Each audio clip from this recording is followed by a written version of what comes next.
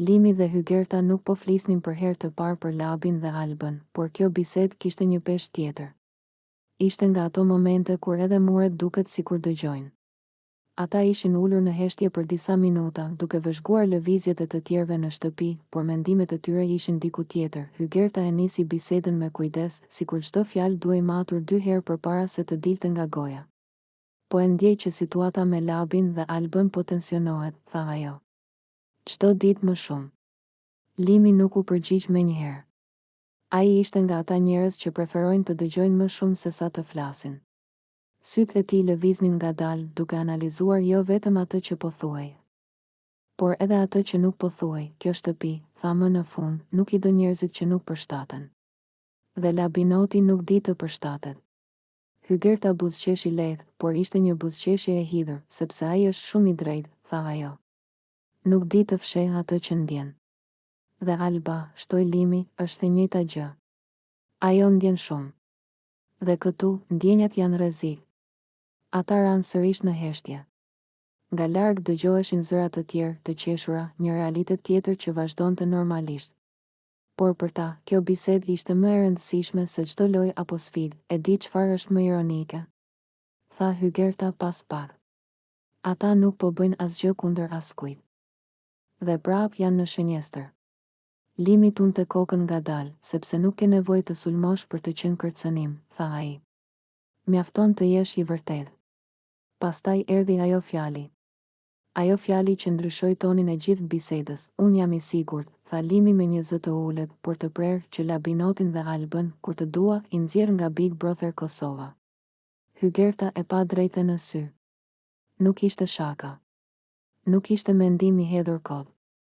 Ishte një deklaratë e menduar, kur të dua. E pyeti ajo. Çfarë do të thotë kjo? Do të thotë moment, u përgjigj Limi. Koha e duhur. Jo nga inati. Jo nga presioni. Por nga strategjia. Hygerta u mbështet pas karriges. Po nëse publiku nuk e kupton? Pyeti ajo. Po nëse dalja e tyre shihet si humbje?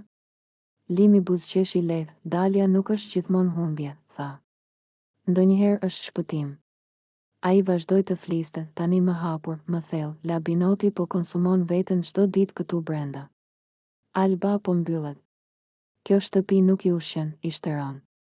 Dhe unë e shoh këtë.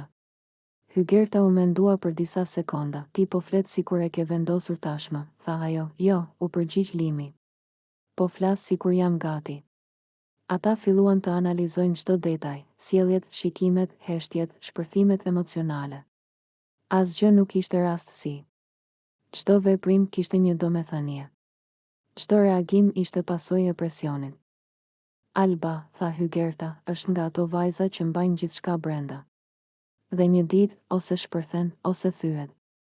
Dhe Labinoti, shtoi Limi, është nga ata burra që nuk din të luajnë role.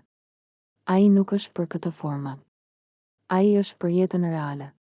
Kjo bisedë nuk ishte thjesht për lojën.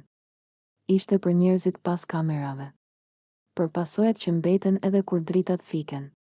Për faktin që Big Brother nuk mbaron kur del nga shtëpia, nëse i nxjerr, tha Limi, do ta bëj sepse dua që të dalin me dinitet. Jo të shkatëruar. Jo të përdorur. Hygerta e kuptoi, ti po flet si njeri, jo si lojtar, tha ajo, sepse edhe kjo është lojë, u përgjigj ai. Lojë më e madhe se nominimet. Ata e dinin që kjo bisedë nuk do të dëgjohej nga të gjithë. Por ata që do ta kuptonin thellë. Sepse në Big Brother, fuqia e vërtet nuk është zëri i lartë, por vendimi i heshtur, dhe ndërsa nata binte mbi shtëpi, një gjë ishte e sigurt, asgjë nuk do të ishte më njësoj. Sepse kur dikush thot jam i sigurt, nuk është më thjesht mendim. Është paralajmërim.